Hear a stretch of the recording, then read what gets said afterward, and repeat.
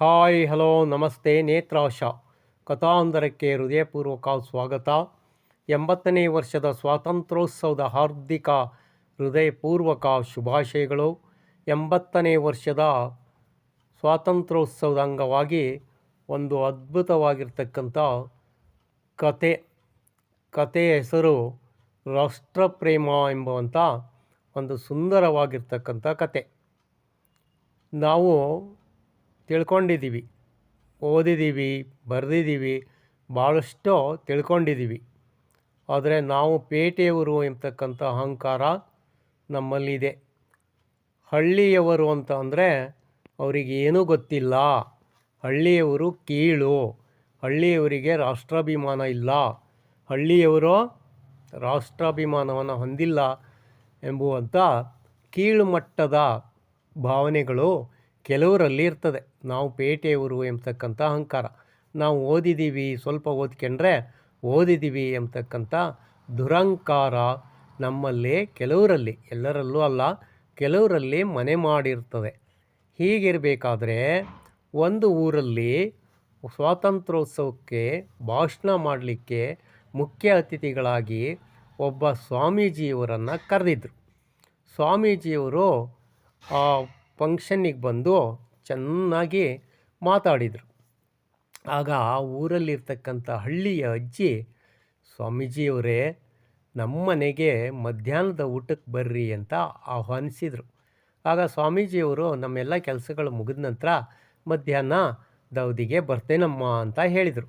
ಸರಿ ಅಂತ ಈ ಕಡೆ ಸ್ವಾಮೀಜಿಯವರು ತಮ್ಮ ಕೆಲಸ ಕಾರ್ಯಗಳನ್ನೆಲ್ಲ ಮುಗಿಸ್ಕೊಂಡಾದ ನಂತರ ಆಯೋಜಕರು ಊಟಕ್ಕೆ ಕರೆದ್ರು. ಇಲ್ಲ ಅಜ್ಜಿ ಹೇಳಿದ್ದಾರೆ, ಅಜ್ಜಿ ನೆನಪಾಯಿತು ಸ್ವಾಮೀಜಿಯವರಿಗೆ, ಅಜ್ಜಿಯವರು ಹೇಳಿದ್ದಾರೆ ಅವ್ರ ಮನೆಗೆ ಊಟಕ್ಕೆ ಹೋಗ್ತೀನಿ ಅಂತ ಅಜ್ಜಿ ಮನೆಗೆ ಊಟಕ್ಕೆ ಸ್ವಾಮೀಜಿಯವರು ಬಂದರು.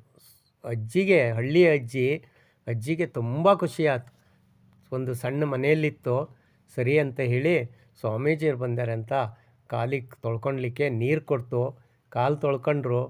ಒಳಗೆ ಕರ್ಕೊಂಡು ಹೋಗಿ ಒಂದು ಮಣೆ ಹಾಕಿ ಸ್ವಾಮೀಜಿಯವ್ರನ್ನ ಕೂರಿಸಿ ಬಾಳೆಲೆ ತಂದು ಇಡ್ತು. ಒಳಗಡೆ ಹೋಗಿ ಬಾಳೆಲೆ ತಂದು ಸ್ವಾಮೀಜಿಯವರಿಗೆ ಬಡಿಸ್ಲಿಕ್ಕಾಗಿ ಊಟ ಬಡಿಸ್ಲಿಕ್ಕೆ ಆ ಎಲೆಯನ್ನು ಸ್ವಾಮೀಜಿಯವರ ಮುಂಭಾಗದಲ್ಲಿ ಇಟ್ಟು ಒಂದು ಮಾತು ಹೇಳ್ತು ಅಜ್ಜಿ. ನೋಡ್ರಿ ಎಂಥ ಅದ್ಭುತವಾಗಿರ್ತಕ್ಕಂಥ ಮಾತು. ಆ ಮಾತು ಏನು ಹೇಳ್ತು ಅಂತ ಅಂದರೆ, ಸ್ವಾಮೀಜಿಯವರೇ, ಇದು ಬಾಳೆ ಎಲೆ ಹಸಿರಾಗಿದೆ ಅಂದರೆ ನಮ್ಮ ರಾಷ್ಟ್ರಧ್ವಜದಲ್ಲಿರ್ತಕ್ಕಂಥ ಸಮೃದ್ಧಿಯ ಸಂಕೇತ ಹಸಿರು ಬಣ್ಣ ಅಂತು. ಹಬ್ಬ ಅಂದರು ಸ್ವಾಮೀಜಿಯವರು. ಎಷ್ಟೊಂದು ತಿಳ್ಕೊಂಡಿದ್ದಾರಲ್ಲ, ಹಳ್ಳಿಯ ಅಜ್ಜಿ ಅಂತ ತಿಳ್ಕೊಂಡಿದ್ದೀನಿ, ಒಂದು ಬಾಳೆಲೆಯಲ್ಲಿ ರಾಷ್ಟ್ರಧ್ವಜದ ಬಣ್ಣವನ್ನು ವರ್ಣನೆ ಮಾಡ್ತಾರಲ್ಲ ಅಂತ ಅಂದ್ಕೊಂಡ್ರು. ಸರಿ ಅಂತ ಒಳಗೆ ಹೋಯ್ತು ಅಜ್ಜಿ.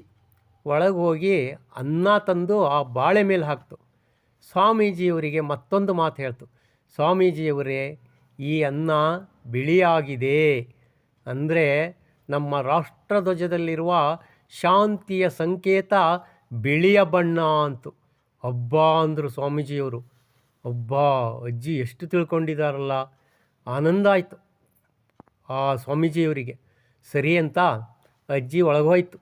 ಒಳಗೋಗಿ ಸಾಂಬಾರು ತಂತು. ಸಾಂಬಾರು ಅನ್ನದ ಮೇಲೆ ಹಾಕಿ ಅಜ್ಜಿ ಮತ್ತೊಂದು ಮಾತು ಹೇಳ್ತು. ಸ್ವಾಮೀಜಿಯವರೇ, ಈ ಸಾಂಬಾರು ಕೇಸರಿ ಬಣ್ಣದಲ್ಲಿದೆ ಅಂದರೆ ನಮ್ಮ ರಾಷ್ಟ್ರಧ್ವಜದಲ್ಲಿರುವ ಕೇಸರಿ ಬಣ್ಣ ಶೌರ್ಯದ ಸಂಕೇತ ಅಂತ ಹೇಳ್ತು. ಒಬ್ಬ ಅಜ್ಜಿಯವರು ತ್ರಿವರ್ಣಗಳನ್ನು ಈ ಒಂದು ಬಾಳೆ ಎಲೆಯಲ್ಲಿ ಊಟ ಬಡಿಸುವಂಥ ಬಾಳೆ ಎಲೆ ಅನ್ನ ಸಾಂಬಾರುಗಳಲ್ಲಿ ತೋರಿಸ್ತು ಅಂತ ಪರಮಾನಂದ ಆಯಿತು ಆ ಗುರುಗಳಿಗೆ. ಆಗ ಗುರುಗಳು ಇನ್ನೂ ಊಟ ಮಾಡಿಲ್ಲ. ಒಳಗೆ ಹೋತು ಅಜ್ಜಿ. ಹೋಗಿ ಒಂದು ಹಪ್ಪಳ ತಂದು ಅನ್ನದ ಮೇಲೆ ಇಟ್ಟು ಆ ಗುರುಗಳಿಗೆ ಮತ್ತೊಂದು ಮಾತು ಹೇಳ್ತದೆ. ಗುರುಗಳೇ, ಇದು ನಮ್ಮ ರಾಷ್ಟ್ರಧ್ವಜದಲ್ಲಿರುವಂಥ ಅಶೋಕ ಚಕ್ರ, ಪ್ರಗತಿಯ ಸಂಕೇತ. 24 ಕಡ್ಡಿಗಳಿದೆ ಅಂದರೆ 24 ಗಂಟೆನೂ ನಾವು ಎಚ್ಚರಿಕೆಯಿಂದಿರಬೇಕು ಅಂತ ಅಜ್ಜಿ ಅದ್ಭುತವಾಗಿ ನುಡಿಗಳನ್ನು, ಪ್ರಗತಿಯ ಸಂಕೇತ ಈ ಅಶೋಕ ಚಕ್ರ ಅಂತ ಹೇಳಿ ಧ್ವಜದಲ್ಲಿರ್ತಕ್ಕಂಥ ನಮ್ಮ ಅಶೋಕ ಚಕ್ರದ ವರ್ಣನೆಯನ್ನು ಮಾಡ್ತು. ಆಗ ಈ ಗುರುಗಳಿಗೆ ಆಶ್ಚರ್ಯ ಆಯಿತು. ಆಶ್ಚರ್ಯ, ಆನಂದ, ಪರಮಾನಂದ ಆಯಿತು. ಅಂದರೆ ಹಳ್ಳಿಯವರು, ಒಂದು ಹಳ್ಳಿಯ ಅಜ್ಜಿ ತಾನು ರಾಷ್ಟ್ರ ಪ್ರೇಮವನ್ನು ಹೇಗೆ ಒಂದು ನಿತ್ಯ ನಾವು ಊಟ ಮಾಡುವಂಥ ಬಾಳೆ ಎಲೆಯ ಎಡೆಯಲ್ಲಿ ತೋರಿಸಿಕೊಡ್ತು ಅನ್ನೋದು ಕಥೆಯ ಅರ್ಥ.